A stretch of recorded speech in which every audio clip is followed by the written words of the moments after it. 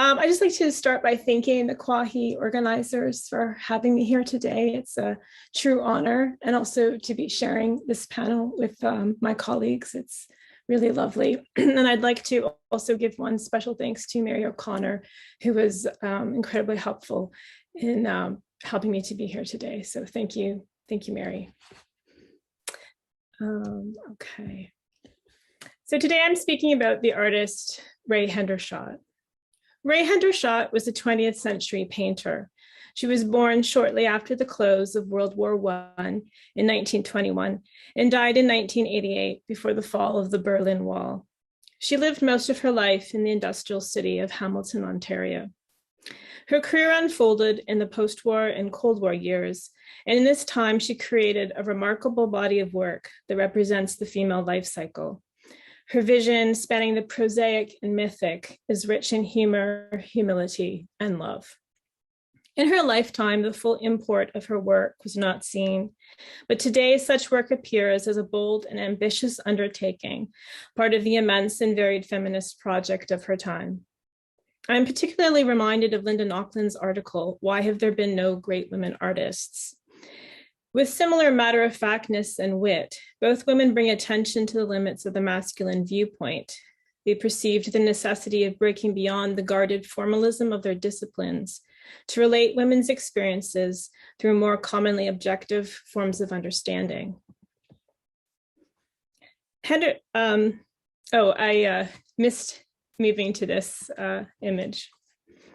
Hendershot's 1960s oil on canvas, The Judgment of Paris, is a quietly unsettling work that deftly speaks to the inappropriate construct of the ever-absent great female artist.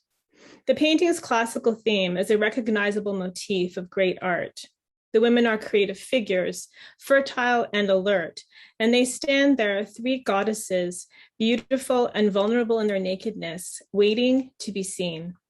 One man actively looks away. The other man's gaze falls short of them, absorbed as he is by his inner vision. The women, fully present, go unseen. For Hendershot, the paradox of this condition, of being present and not being seen, was not a theoretical proposition. It was a dimension of her life. In 1950, Hendershot married Montreal painter and director of the Hamilton Art Gallery, T.R. MacDonald. It is important to say that MacDonald gave Hendershot unqualified moral support for her art. And it's also important that in the archives, all the photographs of Hendershot actively working as an artist were taken by her husband. He also did a painting of her as an artist. So he definitely saw her in those terms. Nevertheless, through her marriage, she was brought onto familiar terms with an entire generation of modern Canadian artists and gallerists connected to one of mid-century Canada's most exemplary art centers. But as an artist, she was fully isolated by the terms of this proximity. Exceptional, celebrated Canadian modernists were the people she hosted in her home, and her identity in this context was firmly that of a cultured wife of an esteemed colleague and friend. Hendershot's artistic presence was further effaced by the critical reception of her work. While in every sense a woman of the 20th century, Cold War tastes went so far as to classify her as historic. Her career was dogged by the irony that while she was acknowledged for the intelligence and authority of her skill, she was disavowed as not being of her times. For more than 4 decades, Hendershot worked representationally, and this was interpreted as evidence that she had failed to face the authority of modernism and work through its tenets. Such judgment was punitive. It was also unrealistic. In actual fact, Hendershot trained in avant-garde principles in the 1930s when she was a high school student at Westall Secondary Technical. In her own words, she was, quote, brought up on Cézanne, Golden Section, and the color theories which later formed the art of Rothko and others, end quote. Fast in her teenage years, Hendershot was doing lengthy, in-depth, at times fully abstract color studies that were considered essential to the modernist discipline. I want to pause for a moment and just introduce her teacher, at Westhill Technical, who was Ida Hamilton, and a woman also deserving of much more attention and research. Ida Hamilton, her teacher at Westhill Technical, was an art educator, a pioneer in art therapy, the art director at Westhill Technical, and a founding organizer of the Hamilton Weavers Guild. She was also an artist who searched for the newest in art and ideas. In the 1930s, she studied with Hans Hofmann in Gloucester, Massachusetts, being among the first Canadians to do so. And in the archives that I have been working with, we have the notebooks that Ida Hamilton kept, her transcriptions of her notes of the lectures of Hofmann. It is a matter deserving more attention that from Hamilton to Hendershot, modernism was passed woman to woman. For a while, and this I think has a legacy on Hendershot's work, because while Hamilton passionately taught the inspired lessons of the European avant-garde as they were assimilated in the American context, and did so with the faith in modernism's liberating idealism, she equally imparted to Hendershot lessons from a modern woman's life. In a biographical fragment of her teacher's life, Hendershot writes, quote, "Ida cared for her mother.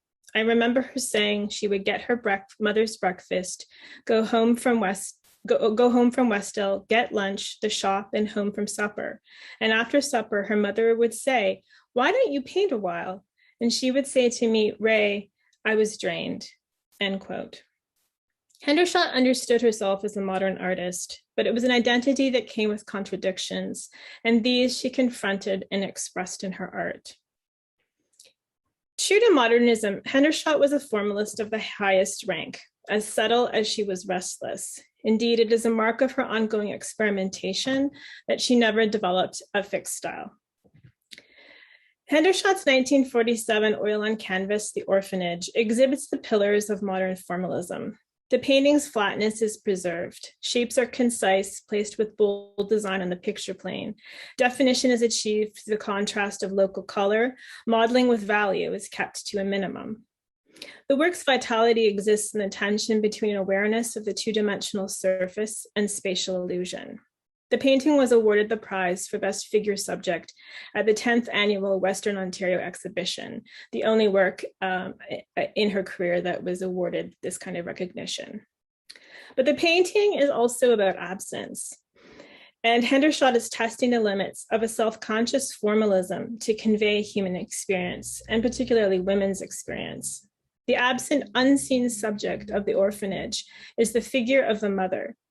Hendershot asks, can a mother experienced in this context be a figure of detached, abstract attention?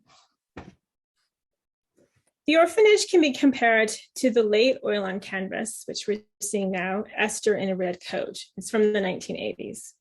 The work is a formalist tour de force. The crisp repetition of verticals is more challenging than the Orphanage's large overlapping blocks.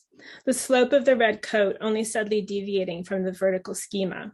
The color is purer and more thoroughly the dominant tool of definition, while value transitions are more subtle and cohesively set out. Here, surface tension is given the added quality of laconic humor. The creamy vertical of the door jamb threatens to come forward like an abstract Newman zip. Undeterred, the model addresses the viewer. The artistic contradictions Hendershot faced were made more acute by the Cold War period, which coincided with the ascendancy of abstract expressionism and its ongoing legacy as the archetypal mid-century modern art form. In formulating a rationale for abstraction in America, leading proponents like Hans Hofmann, Clement Greenberg, and Barnett Newman denied the possibility for significant modern art to represent by illusionism, a practice in art that posits the ideal of a common objectivity. Instead, the drama of abstract art was the artist's encounter with his own experiences within a very narrow, specialized world, the world of the discipline itself. When Barnett Newman summarized these beliefs, quote, "Instead of making cathedrals out of Christ, man, or life, we are making them out of ourselves, out of our own feelings," end quote. He brought their latent inconsistencies to light. Theories of abstract art acknowledged formal principles as the only potential form of objectivity.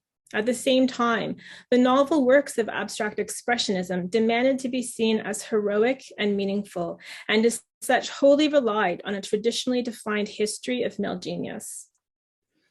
In the late 60s and 70s, Hendershot created a series of 4 paintings on the theme of Demeter and Persephone. They form the core of her mature oeuvre.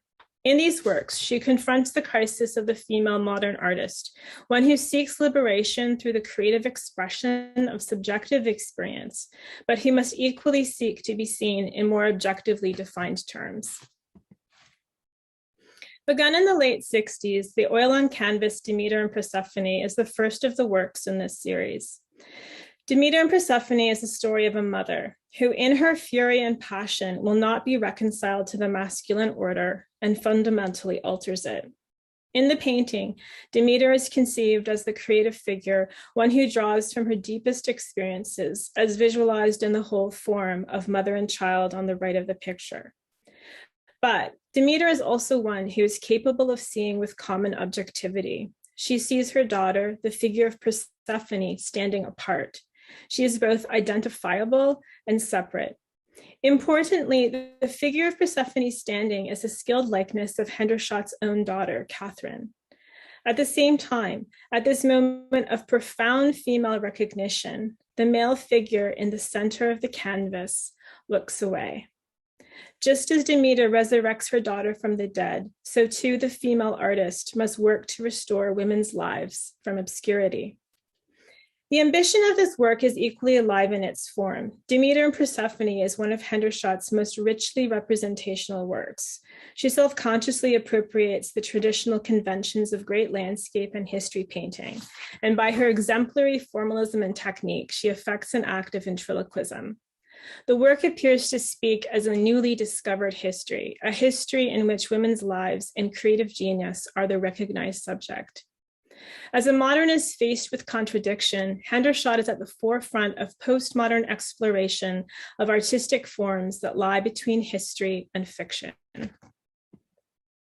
The fourth and last work in the Demeter and Persephone series is the 1974-75 oil on canvas Woman with Sketchbook. It is among Hendershot's most challenging works. From a palette of sunset hues emerge the raw experiences of bitterness and isolation. The figure of Demeter is a self-portrait of Hendershot. In the earlier Demeter and Persephone, the face of Persephone is veiled in shadow, yet she is recognized and seen by her mother. In Woman with Sketchbook, Demeter's face is similarly obscured by shadow, but there is no supporting figure to see her. There is only the viewer. The myth of Demeter is also the story of a powerful female creative figure who assumes a mortal disguise. Woman with a Sketchbook is outwardly a simple painting. It depicts a woman standing in the winter landscape of her suburban yard, but its simplicity is its disguise. In this work, Hendershot pointedly asks, how expansive and true is the modern art viewer's idealism? Can he see a 20th century artist when she is disguised as a middle-aged woman?